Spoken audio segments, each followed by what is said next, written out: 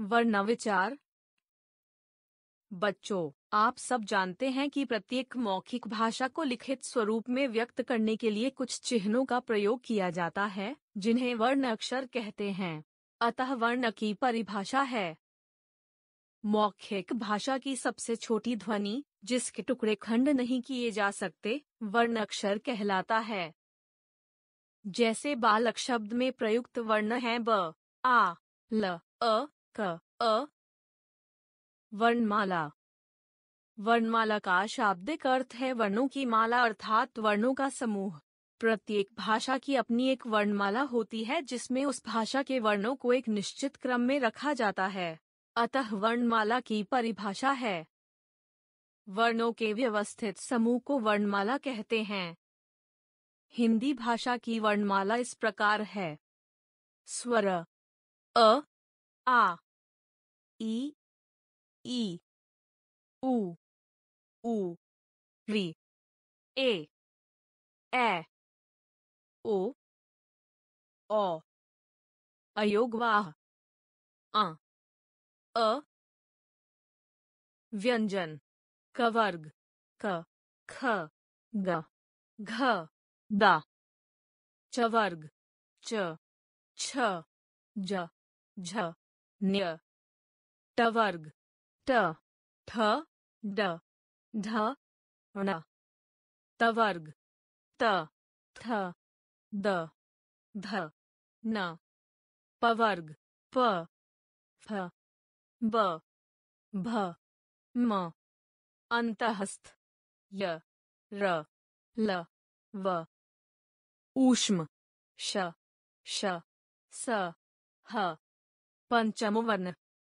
अन्य ण, ण। संयुक्त व्यंजन क्ष, त्र, ज्ञ, श्र। आगत ध्वनियां। नुक्ता।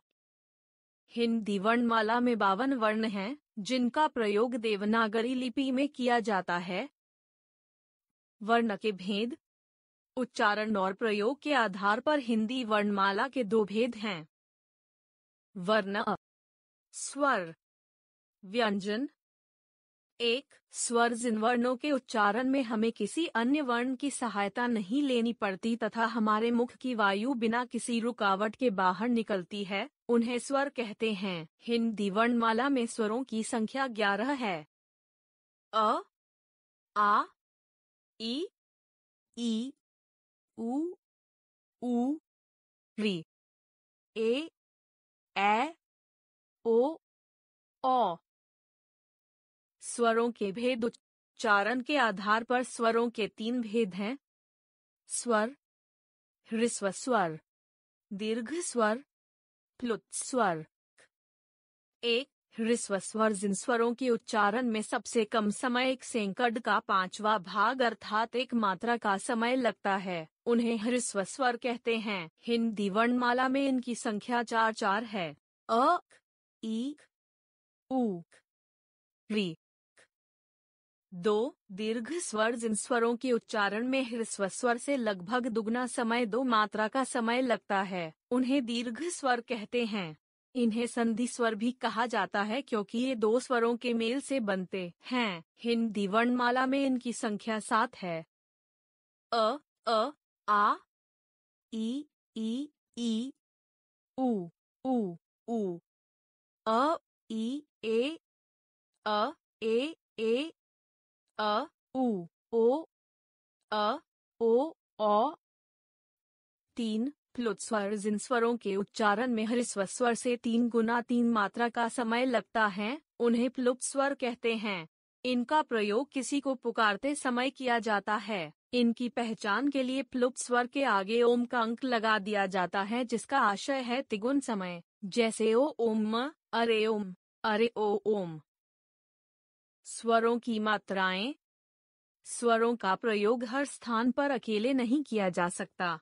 स्वर जब व्यंजनों के साथ मिलकर लिखे जाते हैं तब स्वरों का रूप बदल जाता है। उनके मूल स्वरूप के स्थान पर कुछ चिन्हों का प्रयोग किया जाता है जिन्हें मात्रा कहते हैं। हिंदी वर्णमाला की मात्राओं के मेल से बने कुछ शब्द देखिए। स्वरों की मात्राएं। स्वर, मात्रा, मात्रा सहित व्यंजन शब्द। अ कोई मात्रा नहीं। म अ म महल। आ म आ मा मान। ई म ई मी मिलना। ई ई म ई मी मीत। ऊ ऊ म ऊ मु मुक्का। ऊ ऊ म ऊ मु मूल। री री म मृ मृत। ए म ए में मेला। ए म ए मैं मैसूर। ओ ओ म ओ माओ मोहन। ओ म ओ मौ मौखिक। र के विभिन्न रूप। र एक ऐसा व्यंजन है जिसकी मात्रा और स्वर रहित रूप अन्य व्यंजनों से अलग होता है, अतः इसके प्रयोग में विशेष ध्यान रखना चाहिए।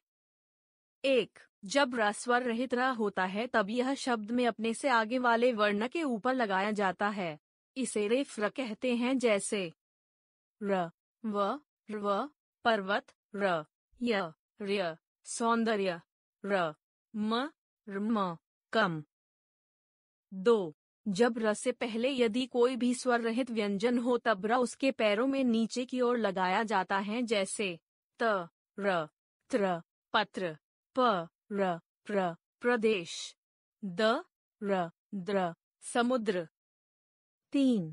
ट एवं ड के साथ र का संयोग होने पर र उनके पैरों में निम्न प्रकार से लगाया जाता है, जैसे ट र ट्र टेन ट्रैक ड र ड्र ड्रम ड्रामा।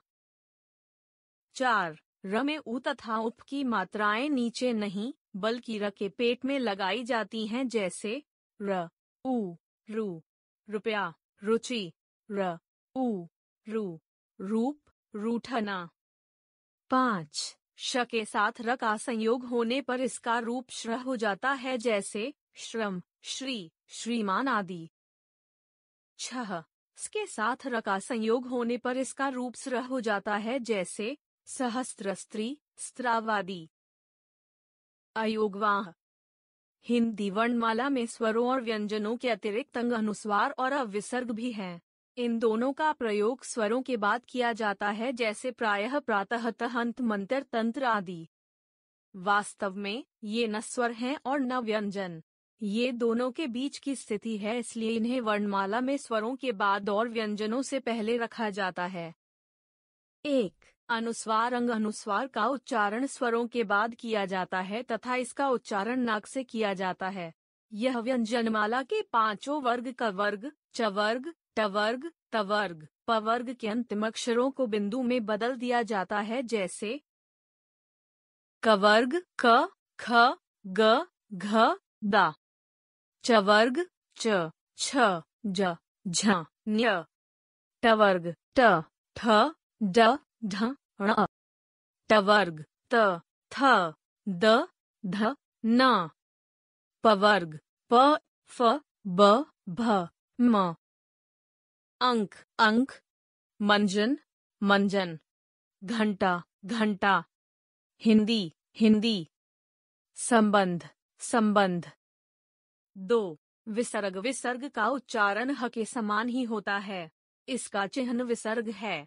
इसका प्रयोग संस्कृत शब्दों के साथ होता है, जैसे प्रायः, अतः, स्वतः आदि। 3. अनुनासिक अनुनासिक का उच्चारण करते समय नाक और मुख दोनों का प्रयोग किया जाता है। इसका चिन्ह चंद्र बिंदु अनुनासिक है।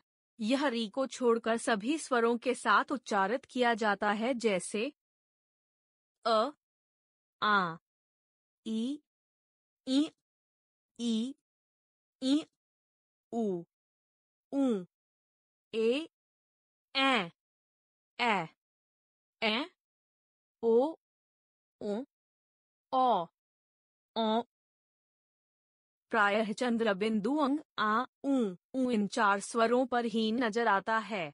जहाँ मात्राएं शिरोरेखा के ऊपर नजर आती हैं वहाँ अनुनासिक केवल बिंदी रूप में नजर आता है, जैसे गोंद, हैं, मैं आदि। अनुनासिक को अलग से नहीं बोला जा सकता, इसे उसी वर्ण के साथ बोला जाता है जिस पर यह लगाया जाता है, जैसे कहाँ बूंद, सांझ आदि। व्यंजन। जिन ध्वनियों के उच्चारण के लिए स्वरों की आवश्यकता होती है उन्हें व्यंजन कहते हैं। व्यंजनों का उच्चारण बिना स्वर के नहीं किया जा सकता।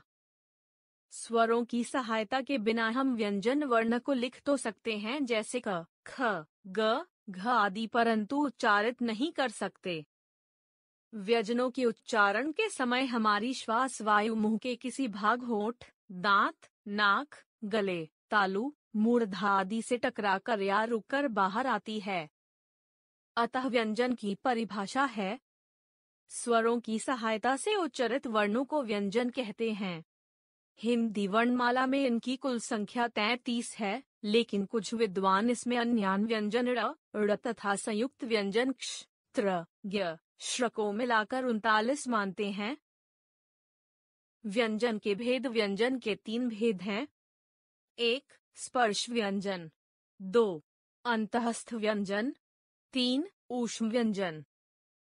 1. स्पर्श व्यंजन। डंजम। स्पर्श का शाब्दिक अर्थ है छूना, अर्थात जिन वर्णों के उच्चारण के समय वायु फेफड़ों से निकलकर मुख से बाहर आने से पहले मुख के किसी स्थान, जैसे होठ, दांत, तालु, जिह्वा या मूर्धा को स्पर्श करती है, उन्हें स्पर्श व्यंजन कहते हैं।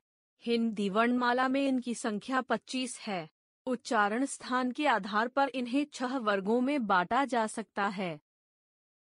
उच्चारण स्थान वर्ग। व्यंजन। कंठ, क वर्ग, क, ख, ग, घ, ड़। तालु, च वर्ग, च, छ, ज, झ, ञ। मूर्धा, ट वर्ग, ट, ठ, ड, ढ, ण, ड़, ढ़। दांत, त वर्ग, त, थ, द, ध, न। होठ, प वर्ग, प, फ, ब, भ, म। 2. अंतस्थ व्यंजन। अंतस्थ का शाब्दिक अर्थ है अंत का अर्थ है बीच में और स्थ का अर्थ है स्थित होना, अर्थात जो अक्षर व्यंजनों और स्वर के बीच में स्थित होते हैं उन्हें अंतःस्थ व्यंजन कहते हैं। इन व्यंजनों के उच्चारण के समय जीभ मुख के किसी भी भाग को पूरी तरह स्पर्श नहीं करती। हिंदी वर्णमाला में इनकी संख्या 4 है। य, र, ल, व। 3. ऊष्म व्यंजन। ऊष्म का शाब्दिक अर्थ है गर्म, अर्थात जिन वर्णों वे उच्चारण के समय मुख से वायु रगड़ खाकर गर्म होकर बाहर निकलते समय हल्की सीटी की सी आवाज करे, उन्हें ऊष्म व्यंजन कहते हैं। हिंदी वर्णमाला में इनकी संख्या 4 है। श, श, स, ह। संयुक्त व्यंजन। जब 2 या 2 से अधिक व्यंजनों का आपस में संयोग होता है तो उन्हें संयुक्त व्यंजन कहते हैं। ये व्यंजन जब आपस में मिल जाते हैं तो उनका रूप बदल जाता है। हिंदी वर्णमाला में इनकी संख्या 4 है। क, श, क्ष, अक्षर। त, र, त्र, त्रिशूल। ज, ञ, ज्ञ, ज्ञान। संयुक्ताक्षर। जब एक स्वर रहित व्यंजन अन्य स्वर रहित व्यंजन से संयुक्त मिलता होता है तब वह संयुक्ताक्षर कहलाता है, जैसे क, ख, ख, मक्खन, द, य, द्य, विद्यालय, द, ध, ध, बुद्धि। द्वित्व व्यंजन। जब एक ही व्यंजन 2 बार आ जाता है, अर्थात जब 2 समान व्यंजन मिलते हैं तो इनके मेल को द्वित्व व्यंजन कहते हैं। इसमें एक व्यंजन तो पूरा आता है और दूसरा व्यंजन आधा आता है, जैसे च, च, छ, बच्चा, न, न, न, अन्न, क, क, पक्का, नुक्ता। उर्दू, अरबी, फारसी आदि जिन विदेशी शब्दों के नीचे एक छोटी सी बिंदी लगाई जाती है उसे नुक्ता कहते हैं, जैसे क, ख, ग, ज, फ। कुछ शब्दों के भेद को स्पष्ट करने के लिए इनका प्रयोग आवश्यक है, जैसे आजकल क, ख, ग ध्वनियों का प्रचलन तो कम हो गया है, परंतु मानक हिंदी में श, फ के नीचे नुक्ता लगाया जाता है। अंग्रेजी व की ध्वनियों का उच्चारण करने में इनका प्रयोग होता है, जैसे जहाज, रोज, जिक्र, सजा, जरा आदि। फर्क, फेल, गिलाफ, दफा, फरत, बर्फ आदि। अंग्रेजी ध्वनियों। वर्तमान समय में अंग्रेजी के अनेक शब्द हिंदी में धड़ल्ले से प्रयोग किए जा रहे हैं, मानो वे हिंदी के ही हों।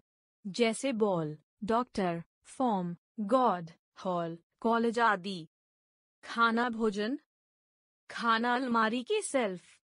उपर्युक्त शब्दों में अ उच्चारित होता है, जो आ और औ के बीच की ध्वनि है। अंग्रेजी शब्दों का शुद्ध उच्चारण करने के लिए केंद्रीय हिंदी निदेशालय ने अ को भी स्वरों में शामिल करने की सिफारिश की है। हलंत। जिन व्यंजनों में स्वरों का प्रयोग नहीं होता, उनके नीचे हलंत लगाकर अरहित रूप को दर्शाया जाता है, जैसे विद्यालय, सद्भावना, द्वारा, बुद्धिमान आदि। व्यंजनों के भेद। श्वास वायु के आधार पर व्यंजनों के भेद। वर्णों के उच्चारण के समय हमारे मुख से कम या अधिक श्वास वायु निकलती है। इस वायु की मात्रा के आधार पर व्यंजनों के दो भेद हैं। 1. अल्पप्राण व्यंजन। 2. महाप्राण व्यंजन। 1. अल्पप्राण व्यंजन। जिन व्यंजनों का उच्चारण करते समय श्वास वायु की कम मात्रा निकलती है, उन्हें अल्पप्राण व्यंजन कहा जाता है। वर्णमाला के प्रत्येक वर्ग का पहला, तीसरा, पांचवा वर्ण और अंतःस्थ व्यंजन एवं अल्पप्राण है। 2. महाप्राण व्यंजन। जिन व्यंजनों का उच्चारण करते समय श्वास वायु की अधिक मात्रा निकलती है, उन्हें महाप्राण व्यंजन कहते हैं। वर्णमाला का अंक प्रत्येक वर्ग का दूसरा व चौथा और ऊष्म व्यंजन एवं महाप्राण व्यंजन है। क वर्ग। क, ख, ग, घ, ङ। च वर्ग। च, छ, ज, झ, ञ। ट वर्ग। ट, ठ, ड, ढ, ण। त वर्ग। त, थ, द, ध, न। प वर्ग। प, फ, ब, भ, म। अल्पप्राण व्यंजन। अंतःस्थ। य, र, ल, व, ड़। अश्म। श, श, स, ह, ण। महाप्राण व्यंजन। वर्ण संयोग। वर्णों के परस्पर मेल को वर्ण संयोग कहते हैं। वास्तव में जब वर्णों का आपस में संयोग होता है, तब शब्दों का निर्माण होता है, जैसे क, अ, म, अ, र, आ, कमरा।